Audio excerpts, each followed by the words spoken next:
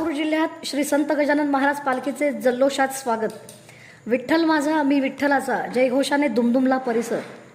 आषाढी वारी 2026 निमित्त विदर्भातून आलेल्या श्री संत गजानन महाराजांच्या पालखीचे आज सोलापूर जिल्हा प्रशासनाकडून जिल्हा हद्दीवर पारंपरिक आणि उत्साहपूर्ण वातावरणात स्वागत करण्यात आले।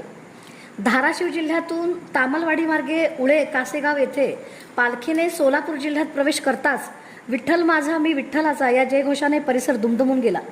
या स्वागत सोहळ्याला जिल्हा परिषदेचे मुख्य कार्यकारी अधिकारी कुशल जैन, जिल्हा परिषदेचे उपाध्यक्ष इंद्रजित भाऊ पवार, सदस्य नेताजी खंडागळे, उपविभागीय अधिकारी सदाशिव पददुणे व सुमित शिंदे, अप्पर पोलीस अधीक्षक विजय कबाडे, तहसीलदार किरण जमदाडे, पोलीस निरीक्षक कुंदन गावडे, गटविकास अधिकारी मनोज राऊत, सहाय्यक गटविकास अधिकारी सनी चव्हाण, तालुका आरोग्य अधिकारी डॉक्टर नीलम घोगरे, पंचायत समितीचे सभापती संदीप टेळे, उपसभापती वर्षा पटणे तसेच जिल्हा परिषदेचे उपमुख्य कार्यकारी अधिकारी सूर्यकांत भुजबळ उपस्थित होते। सर्व मान्यवरांनी पालखीचे दर्शन घेऊन वारकऱ्यांना शुभेच्छा दिल्या। टाळ मृदुंगाच्या गजरात, भजन, कीर्तन आणि विठ्ठल नामाच्या अखंड घोषात पालखी पुढील मुक्कामासाठी उळेकडे मार्गस्थ झाली।